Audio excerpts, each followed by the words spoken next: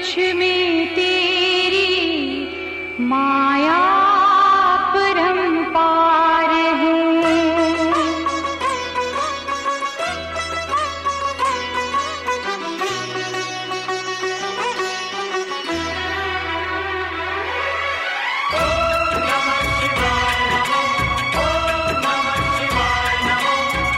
मन मेरा मंदिर, शिव मेरी पूजा। मन मेरा मंदिर, शिव मेरी पूजा। शिव से बड़ा नहीं कोई दूजा। बोल सत्यम शिवम, बोल तू सुंदरम। मन मेरे शिव की महिमा के गुण गाए जा। मन मेरा मंदिर, शिव मेरी पूजा। शिव से बड़ा नहीं कोई दूजा। बोल सत्यम शिवम, बोल तू सुंदरम। मन मेरे शिव की महिमा के गुण गाए जा। मन मेरा मंदिर, शिव मेरी पूजा।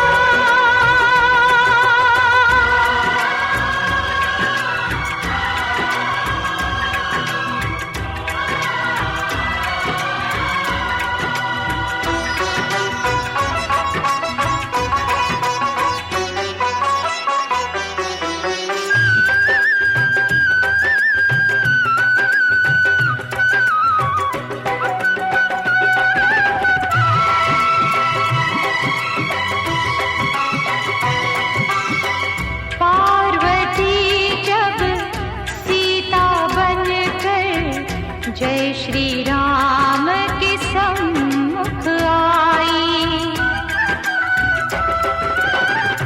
पार्वती जब सीता बनकर जय श्री राम के सम्मुख आई। राम ने उनको माता कहकर शिव शंकर की महिमा गाई। शिव भक्ति में सब कुछ सूझा। शिव से बड़ा नहीं कोई दूजा। बोल सत्यम शिवम, बोल तू सुंदरम। मन मेरे शिव की महिमा के गुण गाए जा। मन मेरा मंदिर, शिव मेरी पूजा।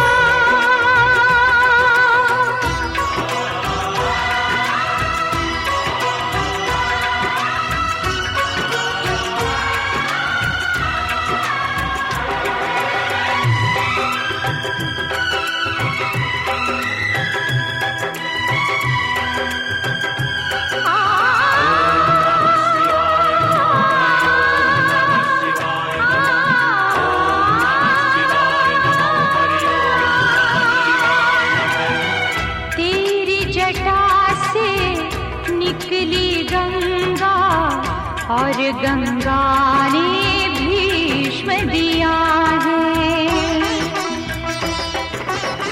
तेरी जटा से निकली गंगा और गंगा ने भीष्म दिया है।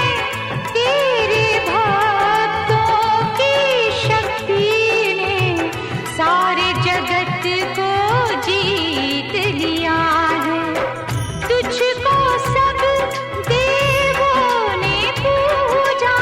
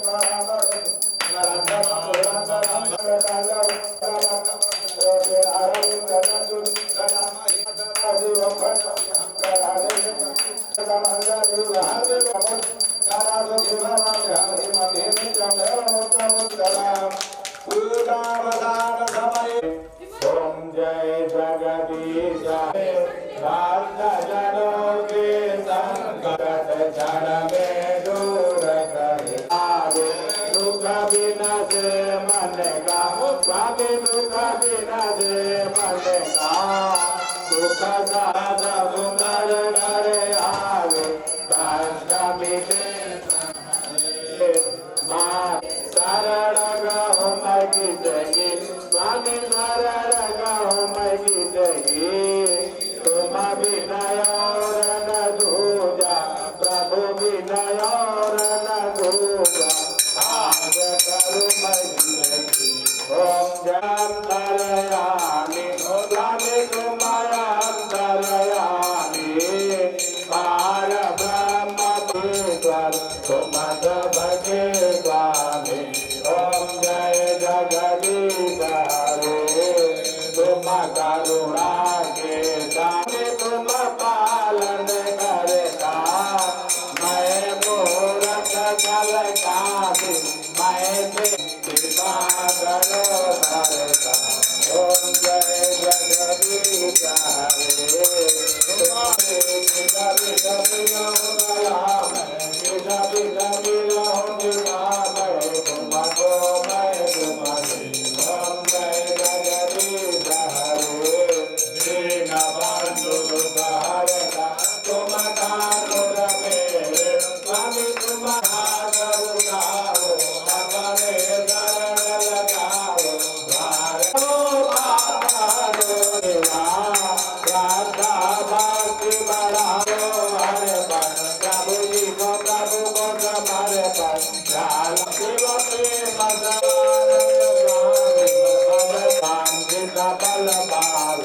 ओम जय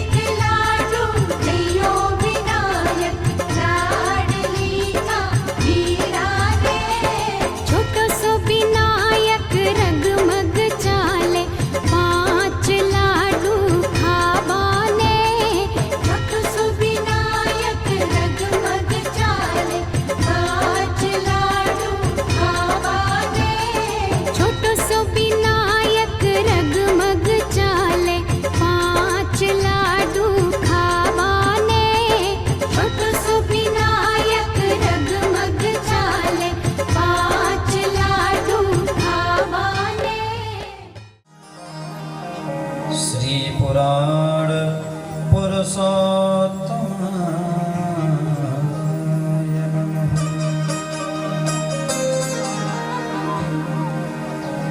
वक्रतुंड महाकाय कोटिसूर्य समप्रभा निर्विघ्नं कुरु मे देव सर्वकार्येषु सर्वदा। देवी प्रपन्नार्तिहरे प्रसीद प्रसीद मातः जगतोऽखिलस्य। प्रसीद विश्वेश्वरि पाहि विश्वम् त्वमेश्वरि देवी चराचरस्य।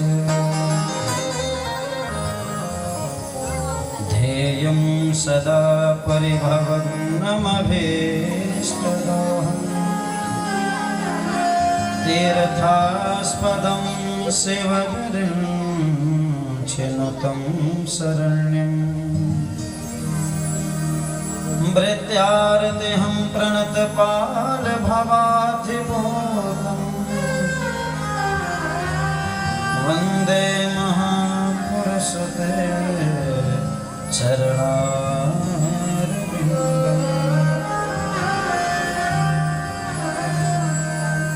गङ्गातरङ्गरमणीयजटाकलापम् गौरी निरन्तरविभूषितवामभागम्। नारायणप्रियमनङ्गमदापहारम् वाराणसीपुरपतिं भज विश्वनाथम्। अतुलितबलधामम् हेमशैलाभदेहम् दनुजवनकृशानुं ज्ञानिनामग्रगण्यम्।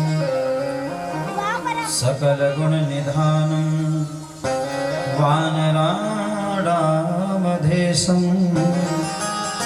रघुपतिप्रियभक्तं वातजातं नमामि। भक्त भक्ति भगवंत गुरु चतुर्नाम बपुएक। तिनके पद बंदन किए नासहि विघ्न अनेक।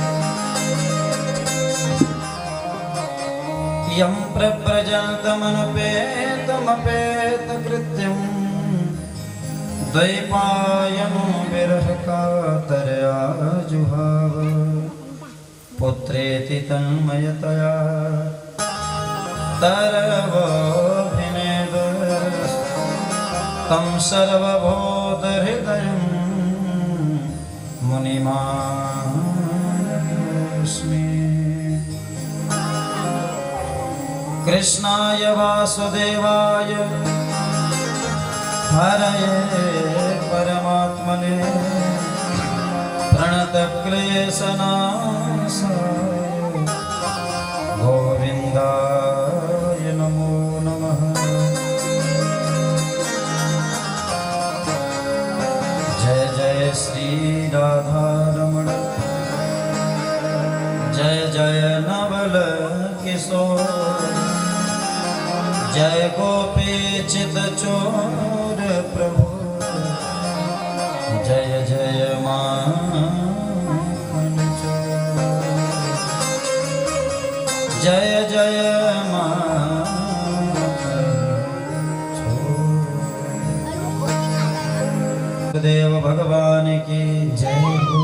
बोले श्रीमद्भागवत महापुराण की जय हो। श्री काशी विश्वनाथ भगवान की जय हो। संकट मोचन हनुमान जी महाराज की जय हो। माँ परम्बा जगदम्बा श्री दुर्गा मैया की जय हो। सभी देवी देवताओं की जय हो, गंगा मैया की जय हो, कदवा गांव की जय हो, यजमान परिवार की जय हो, समस्त ब्राह्मण आचार्यों की जय हो, माताओं बहनों की जय हो, साउंड वाले भैया की जय हो, टेंट पंडाल वालों की जय हो, भोजन कराने वाले माताओं बहनों की जय हो, कैमरा वाले भैया की जय हो, संगीतज्ञ विद्वानों की जय हो, बोल राधा रानी की जय हो, जय जय श्री राधेश्याम। नमः पार्वती पतये हर हर महादेव। जन्म लिया हो जिनका नाम आज दूर दूर तक लोग जानते हैं और दिव्य है कदमा गांव, तो आप सभी सौभाग्यशाली हैं और साथ ही साथ हम डबल सौभाग्यशाली हैं, क्योंकि आप केवल कथा सुन ही रहे हो और हम सुना भी रहे हैं और सुन भी रहे हैं।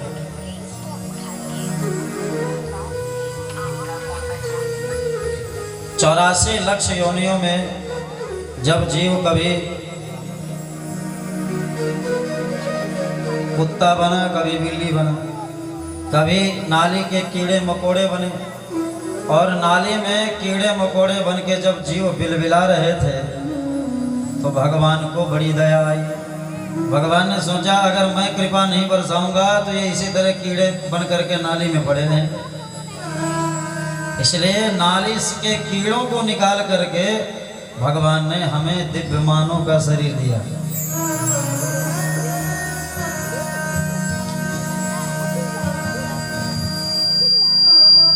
और मानव का तन देने के बाद उसमें भी भारत भूमि में हमें भगवान ने पैदा किया। कहीं भारत की जगह पाकिस्तान में पैदा हो गए होते तो क्या हालत होती, बांग्लादेश में पैदा हो जाते तो वहां जैसे हिंदू काटे जा रहे हैं वैसे हम भी काटे जाते। जहां 30% हिंदू थे बांग्लादेश में 3% बचे। भगवान ने बिहार जैसे दिव्य प्रदेश में हमें जन्म दिया,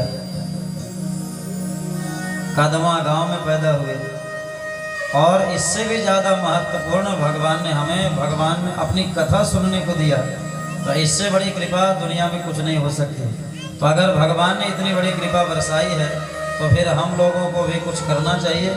तो आइए सभी लोग मिलजुल करके भगवान के दिव्य नामों का स्मरण करते हुए कथा गंगा में गोता लगावें। बोल राधा रमन बिहारी लाल की जय हो। जिस देश में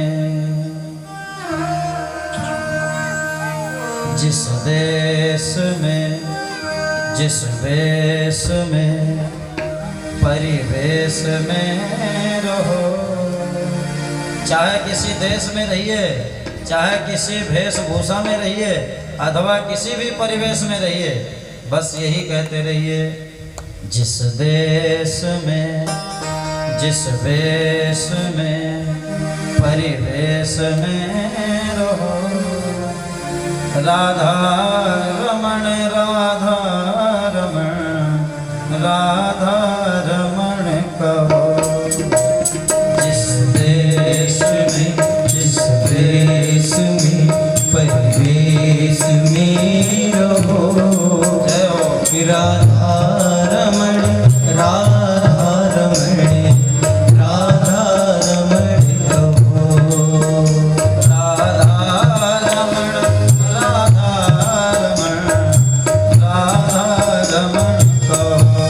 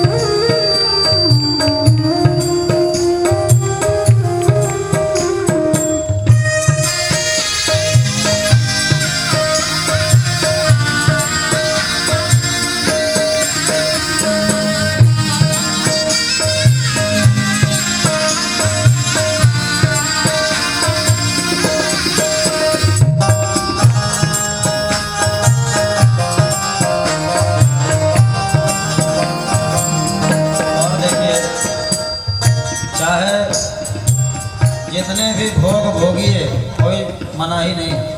संसार में भगवान ने संपत्ति दिया है तो उसे भोगिए, अथवा नाक कान गला दबा के खूब योग करिए। शरीर में चाहे कितने भी रोग आ जाए, फिर भी हमें ये कहते रहना चाहिए, जिस भोग में, जिस योग में, जिस रोग में रहो, जिस भोग में, जिस योग में, जिस रोग में रहो, जिस भोग में, जिस योग में, जिस रोग में रहो, जिस भोग में, जिस योग में, जिस रोग में रहो। राधा रमण, राधा रमण को, राधा रमण, राधा रमण, राधा रमण कहो। जिस देश में, जिस देश में, परिदेश में रहो, राधा रमण, राधा रमण, राधा रमण कहो, राधा रमण।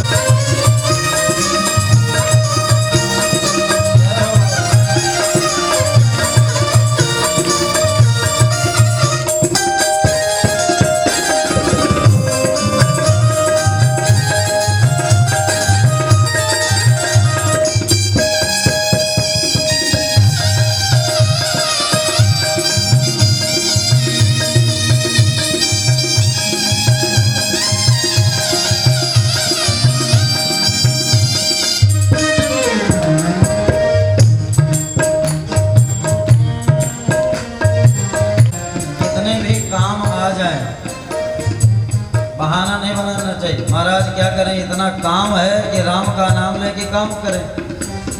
देखो भाई, करना हाथ से है, चलना पैर से। ये बावरी जीव क्या कर रही है? ये केवल कदमा वालों को गरिया रही है, बस केवल मेढक की तरह डरा रही, जीव को कुछ करती नहीं।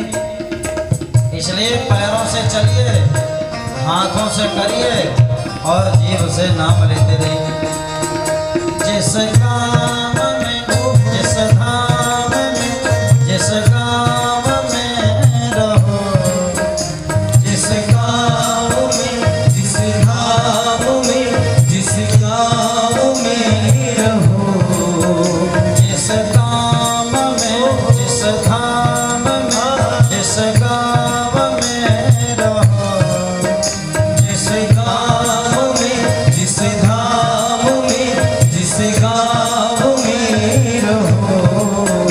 राधा रमण, राधा रमण कहो, राधा रमण, राधा रमण, राधा रमण कहो। देश में, जिस देश में, परिदेश में रहो, राधा रमण, राधा रमण, राधा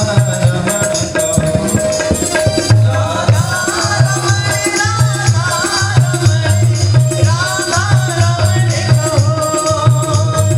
गोविंद बोलो हरि गोपाल बोलो, गोविंद बोलो हरि गोपाल बोलो, राधा रमण हरि गोविंद बोलो, राधा रमण हरि गोविंद बोलो, गोविंद बोलो हरि गोपाल बोलो, गोविंद बोलो हरि गोपाल बोलो, राधा रमण हरि गोविंद बोलो, राधा रमण हरि गोविंद बोलो।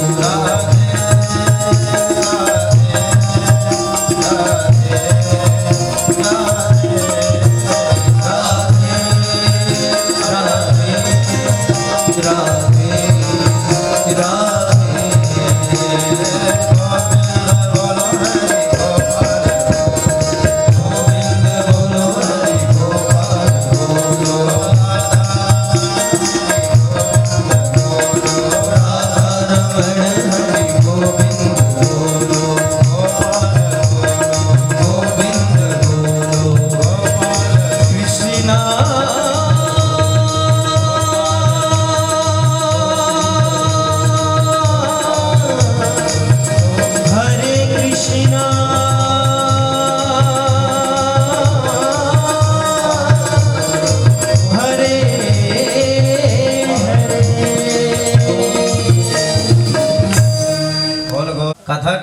चाहिए ताकि हमारी भगवान में श्रद्धा जगे, इसलिए कथा सुनना चाहिए। केवल कथा से ही भगवान मिल जाएंगे ऐसी बात नहीं। कथा ये भगवान के गुणानुवाद है, गुणगण है, और जब तक आप हमारे गुण नहीं सुनेंगे तो फिर यहाँ बैठ के कथा कैसे सुनेंगे। संतोष भैया ने कह दिया व्यास जी ऐसे हैं वैसे हैं, कथा ऐसे सुनाते हैं, सो आपने बुला लिया। तो कथाएं हैं भगवान के गुणानुवाद, और इसके बाद भगवान की प्राप्ति अगर पूर्ण रूप से होगी तो केवल भगवान के नाम से, कीर्तन से। और यह जो कीर्तन है, देखिए कथा सब लोग नहीं सुन सकते। पता चले ऐसी कथाएं चल रही हों कि ऊपर से निकल जाए, पल्ले ही नहीं पड़ेगा। तो कथा सुनना सबके बस की बात नहीं है, लेकिन भगवान का कीर्तन चाहे मूर्ख से मूर्ख व्यक्ति हो, चाहे विद्वान से विद्वान व्यक्ति हो, यह कीर्तन भगवान का सबको कंपित कर देता है, रोमांचित कर देता है। कीर्तन सबका कल्याण करता है, सर्वजन सुखाय और सर्वजन हिताय है। बोल भक्त वत्सल भगवान की जय हो। कल हम लोग कथा सुन रहे थे, महाराज मनु के 5 संतानें थी और बाद में इन्हीं से पूरे मानवों की सृष्टि हुई। चराचर जगत में जितने भी जीव जंतु हैं सब इन्हीं से ही प्रकट हुए, 3 बेटियां और 2 बेटों के द्वारा। महाराज मनु के संतान होने के कारण हम लोग मानव कहलाते हैं, लेकिन यजमान जी बहुत से लोग हमें कहते हैं हम बंदरों के संतान हैं। बोलो जय सिया राम। जय सिया राम। भारत देश के प्राय स्कूलों में ये पढ़ाया जाता है कि देखो भाई, जब बंदरों में विकास हुआ तो विकासवाद ऐसा फैला कि बंदर से हम मनुष्य बन गए। कैसे बने? तो ये पढ़ाया गया कि बंदरों की पूंछ घिस करके मनुष्यों की मूंछ बन गई। बोलो जय सिया राम। जय सिया राम। ये विकासवाद की पढ़ाई पढ़ाई गई हमारे स्कूलों में बच्चों को। यह विकास नहीं, ये विनाशवाद की पढ़ाई है। क्या हम बंदरों के संतान हैं? यहाँ बताइए कितने लोग बंदरों से पैदा हुए? कोई नहीं पैदा हुआ ना। लेकिन फिर भी हमें ये पढ़ाया गया कि हम बंदरों के संतान हैं। पूर्व में बंदरों की पूंछ घिसी तो पूंछ से मूंछ बन गई, बाकी सब जय सिया राम। तो ये बताइए, अगर बंदरों का विकास हुआ तो ये विकास और भी तो आगे होना चाहिए था, होना चाहिए कि नहीं? अगर पूंछ घिस गई तो आगे चल करके नाक क्यों नहीं घिसी? ये ढक्कन की क्या जरूरत है?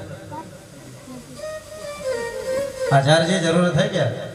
इसके अंदर जो छेद है उसी से सूंघ लेंगे। इस ढक्कन की क्या जरूरत है? छेद है उससे से सुन लेंगे। ये क्यों नहीं घिसा? तो हमारे बागेश्वर धाम सरकार कह रहे थे कि ये इसलिए लगाया गया ताकि चश्मा कहाँ टांगेंगे। और ये चश्मा रखने का ठीहा है। बोलो जय सिया राम। ये केवल विनाशवाद की पढ़ाई है।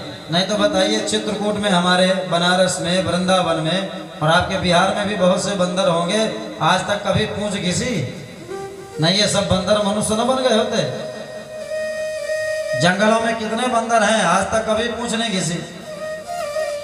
इसलिए वस्तुतः हम बंदरों के संतान नहीं हैं।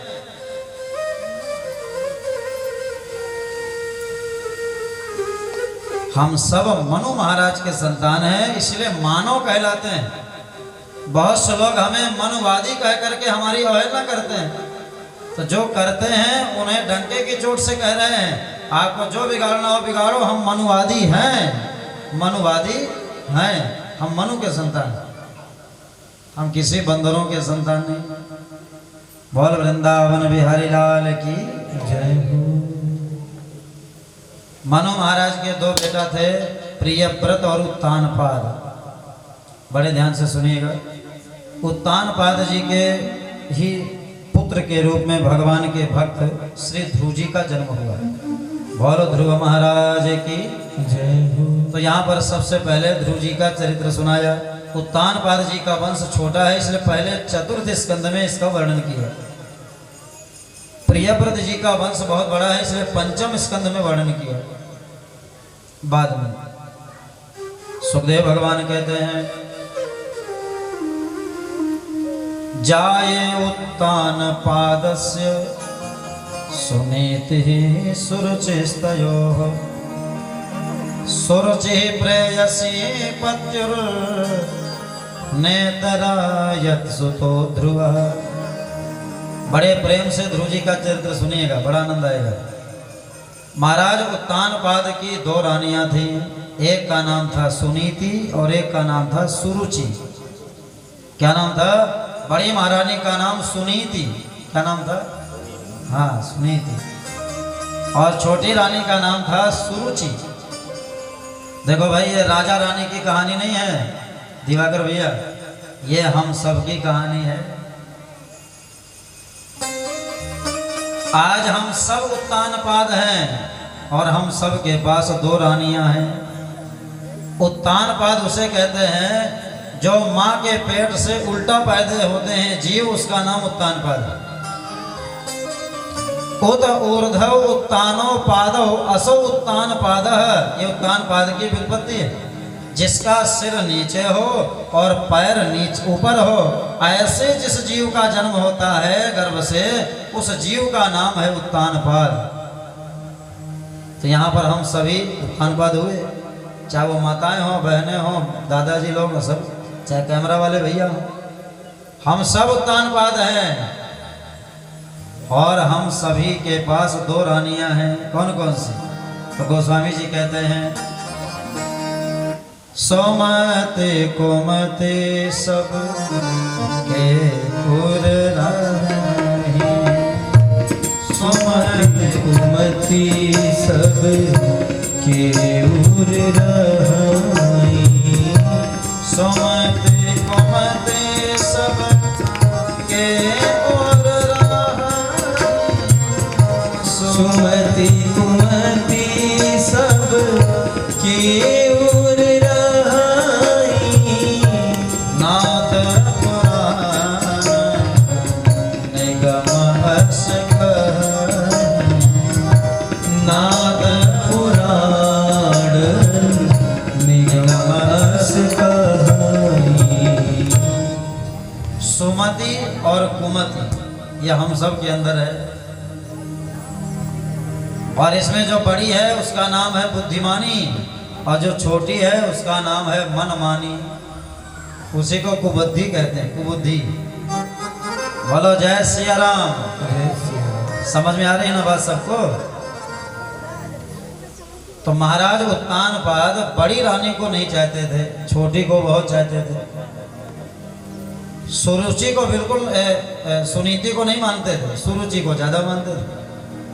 उसी प्रकार आजकल हम लोग बुद्धिमानी का काम कम करते हैं, मनमानी ज्यादा करते हैं। करते हैं ना जजमान जी? सुबुद्धि का प्रयोग कम करेंगे, कुबुद्धि का प्रयोग ज्यादा करते हैं। सुनीति का मतलब होता है सुष्ठु नीति यस्या, जो शास्त्र के वचनों का पालन करे, जो धर्म के अनुसार चले, नीति के अनुसार चले, उस बुद्धि का नाम है सुनीति। असुष्ट स्वरुचि यस्या, जो अपने रुचि के अनुसार काम करे, हम जो चाहते हैं हम वही करेंगे, हमें शास्त्र भास्त्र से कोई मतलब नहीं। तो जो धर्म के अनुसार न चले, शास्त्र के अनुसार न चले, जो अपने रुचि के अनुसार काम करे, उसे कहते हैं। नाम तो बड़ा सुंदर है, उत्तम, लेकिन बाद में मारा गया यक्षों के द्वारा। कहने का मतलब यह है कि जो मनुष्य मनमानी करेगा वो थोड़ी देर के लिए तो उत्तम रहेगा, बाद में एक न एक दिन मारा जाएगा। और जो बुद्धिमानी का काम करेगा वो उसकी कीर्ति, उसका यश आकाश तक फैलेगा। बोलो जय सिया राम।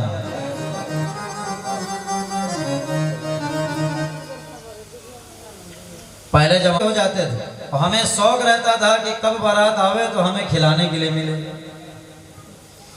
लेकिन जब से मोबाइल आया तब से सब भ्रष्ट हो गया, मामले गड़बड़ हो गया। अब किसी को मोबाइल से फुर्सत नहीं तो कोई पंगत में परोसता ही नहीं है।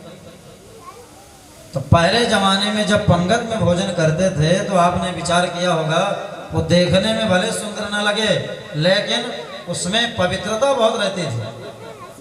लोग जूता चप्पल उतार करके फिर पंगत में बैठ करके पलाती मार करके प्रेम से पाते थे और हम सब लोग खिलाते थे। अरे दादाजी 2 कचौड़ी और ले लीजिए ना, हे भैया 4 रसगुल्ला डालो इनके पत्तल में, नहीं नहीं नहीं अरे डालो और 4 डालो।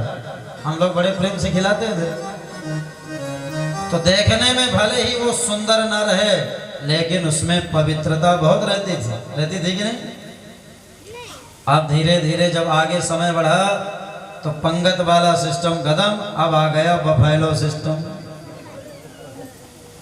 प्लेट और तौर पर कोई पनीर खींच रहा है, कोई कचौड़ी खींच रहा है, कोई जलेबी खींच रहा है, उसी में कोट में साड़ी में पनीर गिर जा रहा है। ए भाई क्या कर रहे, झपट्टा मार के खा रहे। हमारे यहाँ सनातन धर्म में यजमान जी जूता पहन के खाना निषेध माना गया है और जो जूता चप्पल पहन के भोजन करता है उसकी बुद्धि भ्रष्ट हो जाती है। बताइए कौन कुकुर भोज में जूता चप्पल उतार के खाता है? वही है मनमानी, वही है सुरुचि, इसलिए उसका परिणाम बाद में बड़ा खतरनाक होता है। पहले पंगतों में भोजन होता था तो ज्यादा भोजन बर्बाद नहीं होता था और आप कुकुर भोज में लोग 10 कचौड़ी रख लेंगे, 2 ठो खाएंगे जाकर के फेंक देंगे। देखने में सुंदर बहुत थी इसलिए उत्तान पाद को बाद में रोना पड़ा।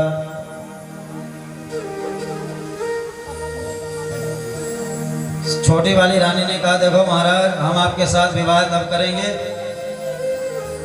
जब आप हमारी सौत को घर से बाहर करो, मेरा बेटा ही राजगद्दी का अधिकारी बनेगा। ठीक है भाई।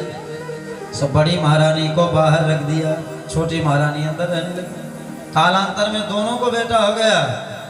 एक बड़ी महारानी के पुत्र का नाम ध्रुव और छोटे का नाम उत्तम। बोलो ध्रुव महाराज की जय। धीरे धीरे जब बड़े हुए तो एक दिन ध्रुव जी ने कहा कि माँ हमारे पिताजी कहाँ रहते हैं? बोलो जय सिया राम। जय सिया राम। माँ ने कहा बेटा यहाँ के राजा तुम्हारे ही पिता हैं। अच्छा तो माता जी ये बताइए जब हमारे पिता यहाँ के राजा हैं तो आप तो महारानी हैं, तो आप यहाँ बाहर क्या कर रही हैं? आपको तो राजमहल में रहना चाहिए। मानो ये भाव उन्होंने प्रकट किया होगा। लेकिन धन है भागवत में कहीं भी सुनीति मैया ने अपने पति की बुराई अपने बच्चे से नहीं की, सौतेली माँ की भी बुराई बच्चे से नहीं की। एक बार भी सुनीति मैया ने यह नहीं कहा कि बेटा ऐसी ऐसी बात है। सुनीति मैया ने कहा जाओ जैसे उत्तम के पिता हैं वैसे तुम्हारे भी हैं, जाओ जाकर के मिला। कहने का मतलब यह है यहाँ पर जितने लोग बैठे हैं अभिषेक भैया के साथ और भी आप माताएं बहनें, जितने बच्चे वाले पिता बैठे हैं, बिटिया वाली माताएं बहनें माताएं बैठी हैं, आप सबसे हमारा हाथ जोड़ के निवेदन है इस कथा से शिक्षा ले लीजिए। आपके पति पत्नी के बीच में चाहे कितनी लड़ाई झगड़ा हो कभी अपने बच्चों को मत बताइए। आचार्य से न बताइए। पता चले आपके बेटा बिटिया बनारस में पढ़ रहे हो और आपने फोन करके बता दिया बेटा तुम्हारे चाचा गाली दे रहे थे, तो एक बात बताइए बच्चों का पढ़ने में मन लगेगा? इसलिए सबसे ज्यादा अपने बच्चों का भविष्य घर के गार्जियन ही बिगाड़ रहे हैं, माता पिता ही भविष्य चौपट कर रहे हैं। अरे उन्हें शांति से क्यों नहीं पढ़ने देते? आप स्वयं घर में लड़ मर जाइए, महाभारत कर लीजिए, लेकिन कम से कम घर की बुराई, परिवार की बुराई, घर का महाभारत कम से कम बच्चों को तो न बतावें। सिर तो लोग खूब हिला देते हैं। हाँ सही कह रहे हैं पंडित जी। और जहाँ कथा हो जाएगी तो राधे राधे गोविंद गोविंद राधे गोविंद राधे गोपाल राधे गोविंद राधे गोविंद राधे राधे गोपाल राधे गोविंद राधे जय जय राधे राधे गोविंद गोविंद राधे जय राधे राधे गोविंद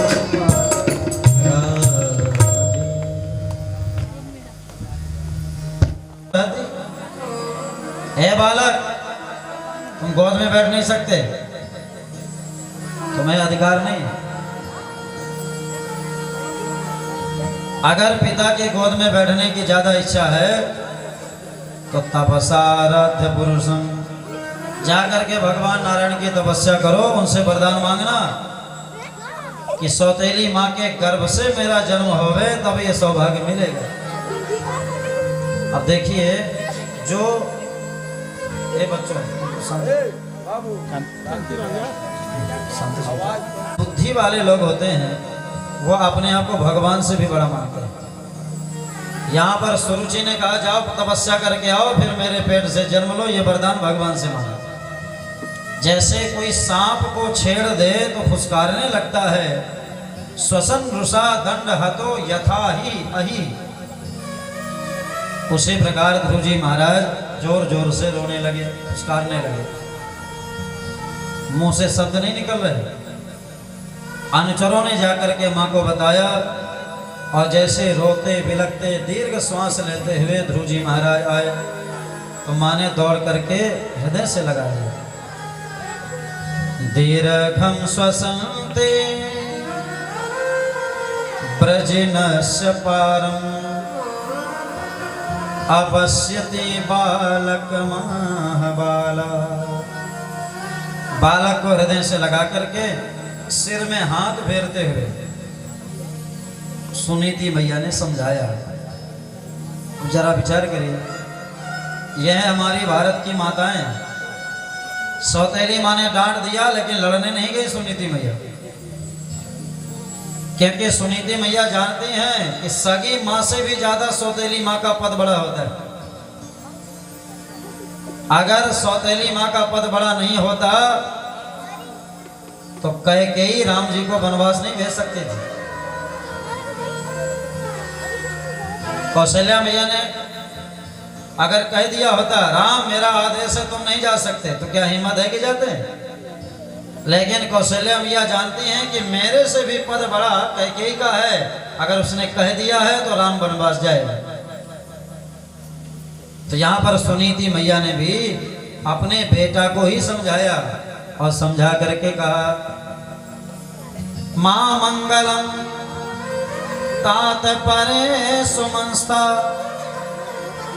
भुंक्ते जनो यत् पर दुख दस्तक।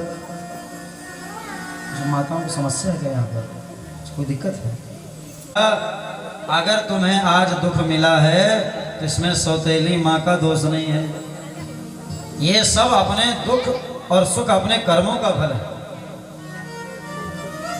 अरे मैं इतनी अभागी हूं, मेरे कोख से तुम्हारा जन्म हुआ है इसलिए तुम्हें यह दुख मिला है, इसलिए जाओ तुम भी भगवान का भजन करो। उसने ठीक ही कहा, क्योंकि तुम्हारे पिता भी भगवान की कृपा से ही राजा बने। जब माँ ने यह बात कही तो एक दिन ध्रुव जी महाराज माँ को नहीं बताए और 5 वर्ष की अवस्था में ही घर छोड़ के जंगल की ओर चल पड़े। जैसे ध्रुव जी महाराज निकले तो ये कथा मैत्रेय जी सुना रहे हैं विदुर जी को। मैत्रेय जी कहते हैं विदुर देख लो ब्राह्मणों का तेज, अहो तेज क्षत्रियाणाम मानभंगममृष्यताम। सौतेली माँ ने थोड़ा डांट दिया कि 5 साल की उम्र में घर छोड़ के चल दिया। जैसे ध्रुव जी महाराज निकले तो बिना भगवान गुरु कृपा के भगवान नहीं मिलते। सो नारद जी महाराज प्रकट हो गए, बोला नारद भगवान की जय हो। नारद जी को देखते ध्रुव जी ने कहा बाबा जी प्रणाम। खुश रहो बेटा, कहाँ जा रहे? मैं भगवान को पाने जा रहा हूं। नारद जी ने कहा बेटा अभी तुम बहुत छोटे हो, क्या बात है? ध्रुव जी महाराज ने सौतेली माँ की सारी बातें नारद जी को बता दी। नारद जी ने बहुत ज्ञान दिया ध्रुव जी महाराज को, खूब भड़काया। देखो 5 साल के हो, शेर चीता भालू खा जाएंगे जंगल में, तुम्हारे पिता मेरे पक्के चेला हैं। अरे गोद की बात छोड़ो, तुम्हें राजगद्दी में दिला दूंगा, अभी चले जाओ वहां पढ़ाई लिखाई करो। ध्रुव जी ने कहा बाबा आप हैं कौन, आपका नाम क्या है? अरे बेटा मेरा नाम नारद है। अच्छा ये बताओ नकली हो कि असली? मतलब हमारे गुरु जी का भाव है। नारद जी हंसने लगे, अरे नकली नारद भी होता है क्या? ध्रुव जी ने कहा बाबा जी हमने सुना था कि नारद जी जीवों को संसार से हटा करके परमात्मा से मिला देते हैं, और मैं भगवान को पाने जा रहा हूं तो तुम कह रहे हो जंगल ना जाओ, जाके पिता के गोद में बैठ जाओ, संसार में फंस जाओ। हमें लग रहा है नकली नारद हो। बाबा जी समझ गए चेला पक्का है, अब इसे गुरु मंत्र देना चाहिए। नारद जी ने कहा बेटा अब तुम्हें भगवान जरूर मिलेंगे। नारद जी ने ध्रुव जी महाराज को द्वादशाक्षर मंत्र का उपदेश दिया और उपदेश देकर के आशीर्वाद दिया। तत्तात गच्छ भद्रन्ते यमुनायास्तटं शुचि पुण्यं मधुबनं यत्र सानिध्यं नित्यदा हरेः। नारद जी ने कहा बेटा जाओ ये द्वादशाक्षर मंत्र लेकर के ओम नमो भगवते, इसका मौन होकर के गुप्त रूप से इसका जप करो, यमुना जी में स्नान करो और पीपल के वृक्ष में बैठ करके इसी मंत्र का ध्यान करो, तुम्हें भगवान जल्दी मिल जाएंगे। मधुबन माने मथुरा में, यमुना जी के किनारे, जहां नारद जी कहते हैं सानिध्यम नित्यदा हरे है, जहां भगवान हरि का नित्य जप्यश्च परमो गुह्यः। ये जो मंत्र है बड़ा गुह्य है, छिपाने योग्य है, इसलिए इसको मौन होकर के जपना है। क्योंकि गुरु मंत्र जितना ज्यादा छिपाया जाता है, ऐसे मंत्र को जपना चाहिए कि ओंठ भी ना हिलने पावे, कोई जान ही ना पावे कि आप कुछ जप रहे हैं, वो जप सर्वश्रेष्ठ माना जाता है। बोलो जय सिया राम। पता चले किसी को दिखाने के लिए कि लोग देख लें कि इसका होंठ हिल रहा है तो जप रहा है, इसलिए दूसरों को दिखाने के लिए होंठ मत हिलाइए। आजकल दादाजी हम दूसरों को दिखाने के लिए होंठ हिला रहे हैं कि लोग जाने कि नहीं भाई पंडित जी जप रहे हैं, दादाजी जप रहे हैं। जपते समय गुरु मंत्र ओंठ भी नहीं हिलना चाहिए, केवल मानसिक जप करना चाहिए, मन ही मन जप करिए, उस जप का अत्यधिक प्रभाव है।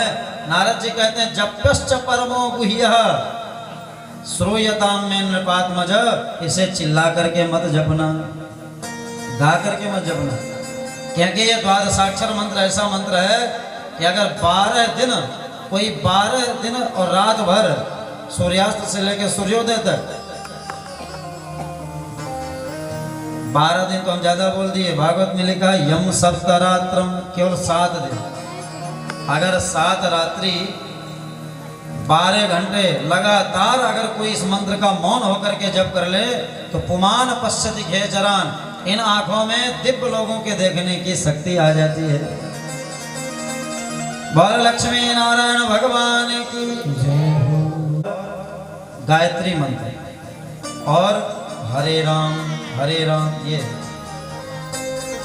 इसको चिल्लाया नहीं जाता, ना साउंड मशीन में गाया जाता, ना माइक से गाया जाता, क्योंकि ये अत्यधिक छिपाने योग्य है। इसलिए एक बार महात्माओं की बैठक लगी और वहां पर चैतन्य महाप्रभु जी ने ये जो हरे राम राम राम हरे है ना, पीपल के वृक्ष में के नीचे बैठ गए और ध्रुव जी महाराज का जप प्रारंभ हो गया। सुखदेव भगवान कहते राजन त्रिरात्रांते कपित बदरासन। ध्रुव जी महाराज 3 दिन तक कुछ नहीं खाते। 3 दिन के बाद केवल बेर और कैथा खा के भगवान का भजन कर रहे हैं। बोलो जय सिया राम। जय श्री राम। ज्यों दूसरा महीना लगा तो 6 दिन कुछ नहीं खाते, केवल तिनका पत्ता खा रहे हैं, वो भी जो झड़ करके गिर गया, सूख गया। तृण प्रणाद भी शिरणई ही। तीसरा महीना लगा तो 9 दिन ध्रुव जी कुछ नहीं खाते, और 9 दिन के बाद केवल पानी पी के भजन कर रहे हैं, जल पी के। तृतीयं चानयं मासं नवमे हनि अभक्षोत्तम श्लोक मुपाधावत् समाधिना। 14 महीना लगा तो ध्रुव जी महाराज ने पानी पीना छोड़ दिया। वायु भक्ष 12 दिन कुछ नहीं खाते 1 महीने में, और 12 दिन के बाद केवल हवा पी करके भगवान का जप कर रहे हैं। और ज्यों 5वां महीना लगा तो हवा पीना भी बंद कर दिया। पंचमे मास्यनुप्राप्त जित श्वासो निपात्मज।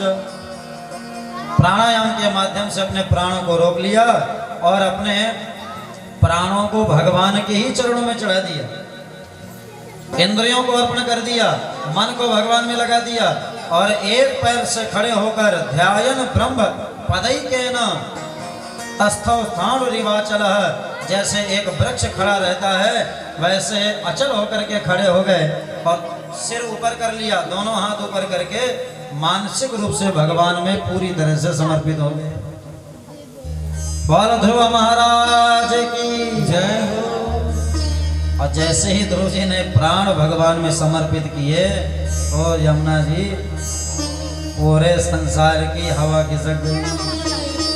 पेड़ पौधों का हिलना बंद हो गया, नदियां स्थिर हो गई, वृक्ष हिलना बंद हो गए वृक्षों का। देवता श्वास लेने के लिए तरस गए। देवताओं को लगा फिर कोरोना आ गया क्या भाई? ये कोरोना में तो ऑक्सीजन की कमी कुछ ठीक ठाक थी। जिस समय ध्रुव जी ने अपने प्राण भगवान में अर्पण किए उस समय पूरे ब्रह्मांड में ऑक्सीजन की कमी हो गई। सांस लेने के लिए लोग तरस गए, तो सभी देवता भगवान की शरण में आए। नैवं विदाम भगवन् प्राणरोधं चराचरस्याखिल सत्वधाम्नः। हे चराचर जगत के स्वामी, हमारे श्वास क्यों रुक रही है ये हमें पता नहीं, आप हमारी रक्षा करिए, ऑक्सीजन की व्यवस्था करिए। भगवान ने कहा मां भयिष्ठ बालम तपसा दुरत्यया। अरे देवताओं घबरा मत, मेरा भक्त ध्रुव अपने प्राण मेरे चरणों में लगा दिया है, इसलिए आज पूरे संसार का प्राण वायु रुक गया। इसलिए सुखदेव भगवान कहते हैं राजन, आज इतिहास में पहली बार भगवान अपने भक्त का दर्शन करने के लिए वैकुंठ से धरती में आ रहे हैं। सहस्र शीर्षापि ततो गरुत्मता मधुर वनम भृत्य दिदृक्षयागत।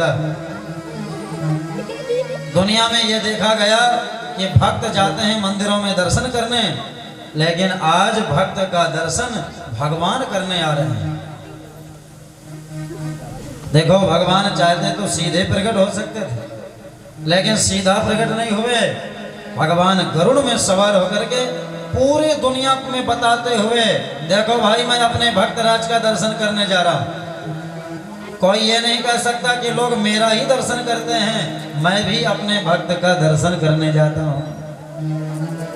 भगवान सीधे मधुवन में आए और ध्रुव जी के सामने प्रकट हो गए। बोल वैकुंठनाथ की जय है। तुरंत भगवान ने तिरोहितम सहसयोपलक्ष, जैसे ही हृदय की मूर्ति को भगवान ने गायब किया, सो ध्रुव जी महाराज ने छटपटा करके दोनों आंखें खोल दिया कि अरे मेरे अंदर के भगवान चले कहाँ गए। अब जहां दोनों आंखें खोली तो साक्षात लक्ष्मी नारायण खड़े हैं। बोल लक्ष्मी नारायण भगवान की जय हो। सुखदेव भगवान कहते हैं राजन, भगवान ध्रुव जी महाराज को आंखें फाड़ करके, ध्रुव जी भगवान को आंखें खोल करके एकटक देख रहे हैं। दृग्भ्याम प्रपश्यन् प्रविवन्निवार्भकस्, ऐसे लग रहा है जैसे ध्रुव जी महाराज भगवान को अपने आंखों से पी जाए। ऐसे लग रहा है जैसे भगवान को दौड़ करके ध्रुव जी चुंबन कर लेंगे। चुंबन निवासेन, ऐसे लग रहा है जैसे दौड़ करके ध्रुव जी महाराज भगवान को अपने बाहों में ले लेंगे। भुजई रिवासलेशन,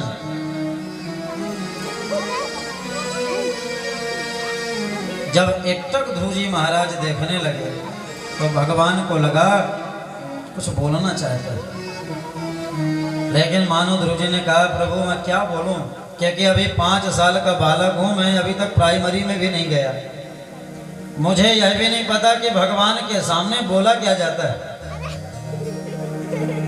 मानो ध्रुव जी ने यह भी मन में विचार किया कि जब मैं घर से निकला तो माता को भी नहीं बताया कि वह भी बता देती, भगवान मिलते तो क्या करते। तो भगवान ने स्वतः हमें स्पर्श कर कृतांजलिं ब्रह्ममयेन कंबुना पशपरशबालं कृपया कपोले। ज्यों काल में शंख का स्पर्श कराया सो ध्रुव जी महाराज को वेद वेदांत सब कंठ हो गए। हस्त चरण श्रवण त्वगादे प्राण नमो भगवते पुरुषाय तुभ्यं। ये ध्रुव जी की स्तुति है। बोलो राधे राधे। आप लोग सोच रहे होंगे कि व्यास जी श्लोक बहुत बोलते हैं और हमारे ऊपर से निकल जाता है। देखिए ये हमारी परंपरा है, और जब हमें गुरु जी ने पढ़ाया था तो उन्होंने वचन दिया कि बेटा भागवत में ज्यादा से ज्यादा श्लोक बोलना, क्योंकि आने वाले समय में ऐसे लोग व्यासपीठ में बैठेंगे कि लोग 7 दिन में 7 श्लोक सुनने के लिए तरस जाएंगे। केवल गाते बजाते निकल जाएंगे, भागवत के श्लोक समझ सुनने में को नहीं मिलेंगे, क्योंकि भागवत का प्राण भागवत के श्लोकों में ही समाहित है। जब तक व्यासपीठ से कोई कथावाचक ज्यादा से ज्यादा श्लोक बोल के कथा न सुनावे तो फिर वो भागवत ही क्या सुनाया। और अगर इन भागवत के दिव्य श्लोकों को प्रेम से गाए जाएं तो यजमान जी कितना मीठा लगता है कि नहीं। इसलिए समझ में भले ना आवे, डॉक्टर जब दवाई देते हैं पर्चा में लिखते हैं तो बताइए कदवा गांव में कौन ऐसा व्यक्ति है जो डॉक्टर की भाषा जान जाता है। बहुत पढ़ा लिखा हो उसकी बात अलग है। डॉक्टर ने लिख दिया माता जी दवाई ले लीजिए, अब माता जी ने कहा पहले पढ़ाइए ABCD क्या लिखा है, डांट के भगा देंगे। जाओ जा करके दवाई लो, सर्दी जुकाम ठीक कर। बिना जाने समझे दवाई लेते आने की जय हो। इसलिए समझ में आवे चाहे ना आवे, एक न एक दिन समझ में आ ही जाएगा। और हम प्रयास भी करते हैं, श्लोक जब बोलते हैं उसका भावार्थ भी बताते हैं। ध्रुव जी महाराज ने भगवान की स्तुति गाई। हे प्रभु आप हमारे अंदर सोई हुई वाणी को जगा दिया। योऽन्तः प्रविश्य मम वाचमिमां प्रसुप्तां, ये जो सोई हुई वाणी है उसे आपने जगा दिया। संजीवयत्यखिल शक्तिधर स्वधाम्ना, हे प्रभु आप ही अखिल शक्तिधर हो। आंखों में देखने की शक्ति आप ही देते हो, कानों में सुनने की शक्ति आप ही देते हो, हाथ में पैर में काम करने और चलने की शक्ति आप ही देते हो। अन्यास्त हस्त चरण श्रवण त्वगादीन् प्राणान् नमो भगवते पुरुषाय तुभ्यं। आप ही प्राण देने वाले हो, इसलिए हे अखिल शक्तिधर आपको बारंबार प्रणाम है। बोल भक्तवत्सल भगवान की। भगवान ध्रुव जी की स्तुति से गदगद हो गए और भगवान ने ध्रुव जी से कहा बेटा वरदान मांगो। ध्रुव जी ने कहा प्रभु मांगने की इच्छा तो थी पहले, लेकिन अब नहीं है। क्यों? अरे भाई जब जगदीश जी मिल गए तो फिर अब जगत की क्या आशा।